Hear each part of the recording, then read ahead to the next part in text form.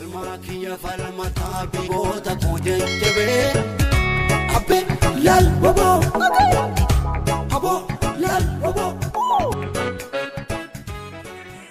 Asama harga pune kabajamtu tapi dawatun kemile kesuma ajaiba takpa akan kita kerja dia ulman dawan Haye kesuma kanan kana sitti afere an gafif devi isowali na demsisu hennu kana ulman ittifufna gafif devi len wa demsisu hennu yero amma kana welistoni Ethiopia keessa jiraniif yookiin kan biyya alaalee jiran maalirraa akka jiraniif immoo yaada akkamirraa akka jiran gaafin tiyya isa kana nu waliin akka hubattan immoo abdiin qaba like share subscribe gochuun nu waliin bashannana ala wasala Akasi galatumi ulfado YouTube channel kanarra nafero heddu galatumi an makan kiyya lemo rigitin jama timni yokan YouTube kiyammo Oromia tu jama ijrain gama khaybefe heddu galatumi sirra nafero katif akuma jalka baraka sufialte wae wel sota wae tu ra tu fialte wae senra kalat man nagafat ne Ayye kalatti fan gaafichaan fedheefillee akka dhageeffattoonni kennallee dhagayanii akka itti bashannanni immoo kalatti fan si gaafachuu fedha. Yeroo ammaa kana weellistoonni keenya kan ala jiranis kan biyya keessa jiranillee keessattuu immoo kan biyya keessa jiran haalli waggaa darbee fi haalli waggaa kanaa immoo garaagarummaa qabaachuun isaanii fi gaafin tiyyatan gaafachuu barbaade. Weellistoonni ala jiranii fi kan biyya keessa jiran haalli isaanii akkamii? Mee waan irraa quba qabdu keessaa waan naa ibsitu ni jiraame? Oke, galatumi ulfado an akkana fakkaatutti yookaan akka xiinxala ilmoo liyyititti waan hedduun yaalaa tureeti yaadaa tureesi waa hedduun harkaa turelleedha. Amma fakkeenyaaf gaafa bara 2018 keessa na fakkaata weellistoota Oromoo kana muudama garaagaraa mootummaan TPLF yookaan amma yeroo ammaa kana bilsigina mo malde mugaza mudama garagara mudie ture mudama kana kaitati wahidu nadawa fade ture kana kaita amma achalu undesa fudani sasaba gibira taski mali jani mudani turani wahidu rahu wate welisan to akkana mbe yo kana akkana yadutti welisan yadu ummata kana isa olbule olbasu damare mudama yohan aba to jala yohan mo parti tak jala butumi parti tak digere parti tak balale ninka umale janna welisan iji oromo wan hawas khiti jurusan olbas wante hawas nemo parti jala to hawas mat beha garo mo welisan to kana raegamo parti tak yohan mo bakka akka hojjetaa mootummaa tokkotti bu'ee waan hojjetu hin qabunja kan marra dhaabadhee dhiyeenya kana intarvii caalaa bultumee godhee fi Haacaaluu Hundeessaa godhee irratti waa hedduu olola adda addaa deemu jira. Jalqabumaa'u weellisaan tokko hojjetaa mootummaa yookaan muudama tokkollee argatu hin qabunja gabaabumatti.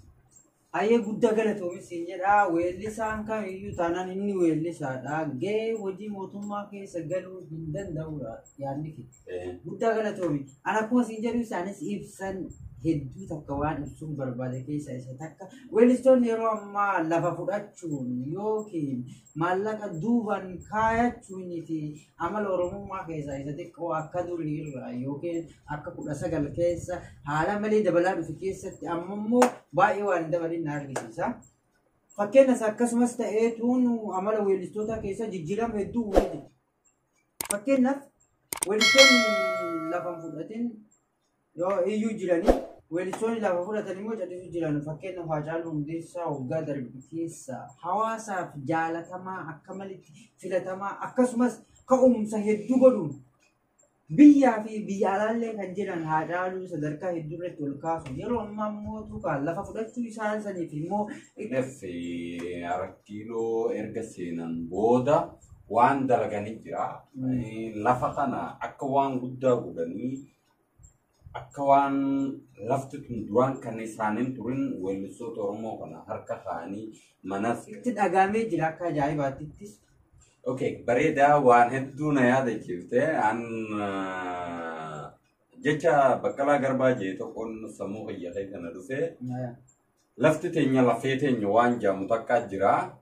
Amma wareessanii fi lafas kannanii fi magaalaa Finfinnee kana diyaaspooraa warra galanii fi akkuma waliigalaattu weellistootaas haa ta'u diyaaspooraas haa ta'u walumaa galattu lafa kannanii fi asin mana ijaarradhu akkas ta'e yaanii waan adda addaa waan karoorsaniif luugama itti ta'e amma fakkeenyaaf hoggaan kana siin jiru sibiila afaan kaa'e. Sibiila afaan kaa'e hoggaan kana siin jiru amma fakkeenyaaf akka dhageeffattoota keenyaaf ifa bu'utti weellisaa tokko hawaasa biratti jaalatamaa yoo hedduu haa ta'u ta'e lafa kannanii fi waan nuti godhi siin jenne godhii yookaan ammoo akka nuti hin jenne san jala deemii jaaniin na fakkaate. Maaliif jennaan amma fakkeenyaaf Haacaaluu Hundeessaa yoo fakkeenya xiqqoorraa fudhannu ta'e Haacaaluu Hundeessaa duraan weellisa beeknaa weellisa amma fakkeenyaaf ani hin jiru jee baasee ture.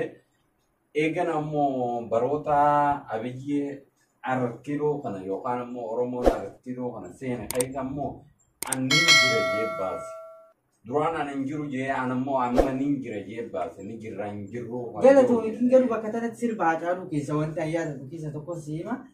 Galgaloo koo silakka jaalalaa galgaloo koo addaan hin fagaannu galgaloo koo akka jedhu sanitti sirba Haacaaluu kana hedduu aniin kunoo hedduun jaalachuu ture. Hingaruu yeroo inni amma immoo xiqqeeshoo amma kana keessatti gadi bu'uun isaa waan kaan addasi godha.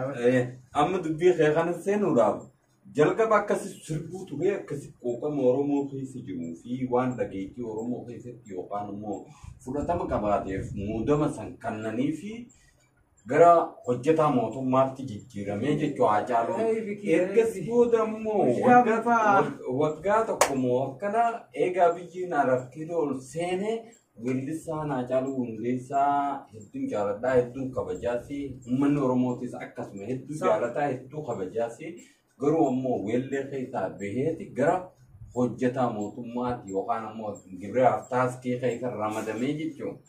Weellisaan Oromoo garuu waan akka nama tokkootti hoggaan laalu akka elemoota hoggaan laalu hojjetaa mootummaas yookaan dhaaba tokko jalatti hiriiruu irra hin jiraatu waan uummata keessa jiru waan dhageetii uummata keessa jiru ol baasee hawaasa addunyaa guutuu dhageessisuudha malee dhaaba tokko jala yookaan siistama tokko jala deemuun irra hin jiraanne jeetii yaada. Amma wanti amma daddaga'u ture waan gamaa Haacaaluu Hundeessaas haa ta'u waa'ee Caalaa Bultumeetis waa hedduu deemu jira. Akkasuma Jaamboo Jootee faalsi. Waa hedduu deemu jira. Garuu waa hundaafuu hin dubbannu jenneetuma calleefneetu. Haa galatoomii ati mee fakkeenyaaf wanta weellistoota biyya keessaan si gaafadhe gara weellistoota biyya alaatti immoo wanti ergaa dabarsitoo jira. Okay, galatoomii an weellistoota biyya alaa keessa wanti inni dhaamsa qabus yookaan wanti inni yaraa jee dubbadhu siin jiru jalqaba bara 2016 keessa fi Kadir Martuu biyya alaa kan deemee ture. Kadir Martuu xiqqashoo goolii meeqa yookaan Kadir Martuu kan hedduu jaaladhaa hedduun kabajaasi akka qabsaa Oromoo tokkotti ilaala. Waa hedduu Oromoo kanaaf illee ture waa hedduu wanta godhuu ture. Waa'ee weellisaa Kadir Martuu kanarratti immoo ani ilaaluu barbaada. Kadir Martuu duraan nama beekamaa ture, nama gaarii ture, nama Oromoof cinqamee, nama Oromoof waa hedduullee ta'ee jettee Oromoon haasawutti keessaa isa tokko jechuudha. Kadir Martuu ammallee baay'ee gaarii garuu immoo sammuun isaa yaanii Oromoof jedhee hedduu cinqamaa nama ture.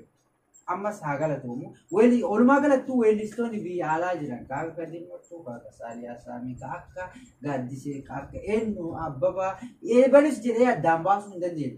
Weellistoonni hundi warri biyya alaa jiran karoorri isaanii karoora bareedaadha. Keessattuu isaan lafa qabaatanii lafaaf bitamuu hin danda'anii yoo akka weellisaa biyya keessaa irra yoo laallu immoo weellistoonni biyya alaa haala gaarii namatti tolaa jechuudha. Isaan keessaa fakkeenya yoo fudhanne Saaliyaan dhuguma nama dhiira ta'utu nu jalaa dubartii ta'e jechuudha. Yoo fakkeenya fudhanne jechuudha Saaliyaan. Otoo dhiira taatee hangamii jechi jedhamu yoo wal bira qabdu yoo ilaaltu keessatti isiin dubartummaan akkanatti tattaafattee Oromoo Arsii Bahaatti cinqamtee fi jette kun otoo dhiira taate hangam akka jedhamu immoo eenyummallee hiikuu hin danda'u jechuudha.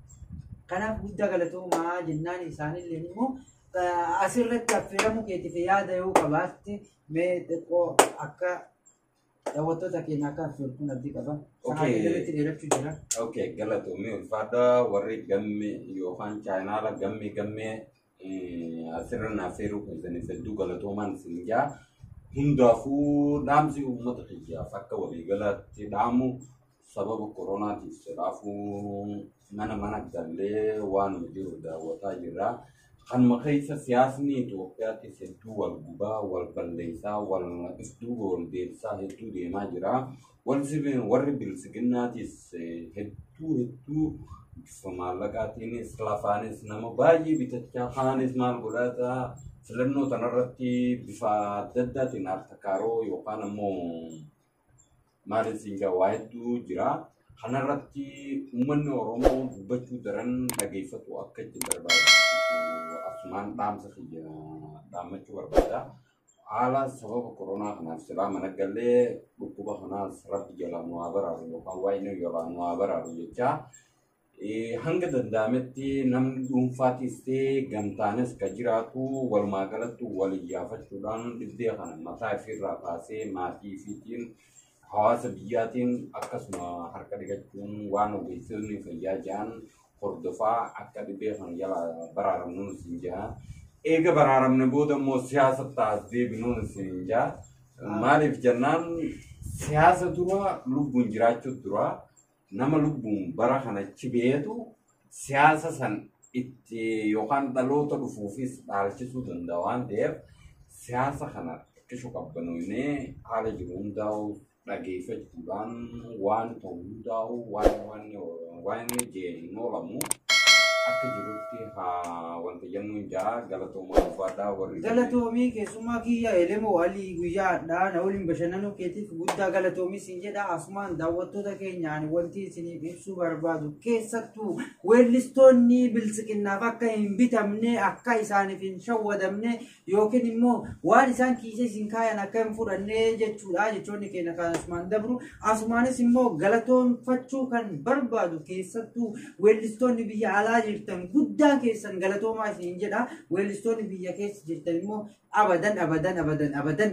abadan bakka tanatti bilisiginnaa akkam bitamne isin jechuun ergaa kiyya akkasumas immoo dhaamsi asin ibsuu barbaadu keessaa inni tokko uummanni keenya akka of eegan dhukkubni koronaa baay'atee jira akka of eegan isin jedha akkasumas dhukkuba koronaa kana irraa haala gaariitti akka of eegan ergaa isiniif dabarsinaa galatoomaa Ana elemoo alii harargee irraa iyyaafichaa feeruu biyyaaf immoo ergaan keenyaa asumaan dabarsuu kan barbaade salaama keenya fuunee jechoota keenya kanallee torbe dhufu akka itti deebinu asumaan elemoo galatoomii guddaa qabdasiin jira. Dhaggeeffattoota keenya fi daawwattoonni keenyallee qophii addaa anii fi elemoo alii waliin adeemsifne kana akka hubatanii fi akka bashannantan keessattuu immoo bilisiginnaaf namni akka hin bitamnedha karoorri keenya asumaan isin beeksifnaa galatoomaa galata guddaa qabdan isin jedha. Wayilaa madaamoo warri daawwattoota kana yookaan gammee tuuf jalatti argamtan hundi keessanuu subscribe like share goonee gammee tuuf akka jajjabeessinu asumaan dhaamsa isin dhaammadhaa galatoomaa ulfaadhaa isiniin jedha.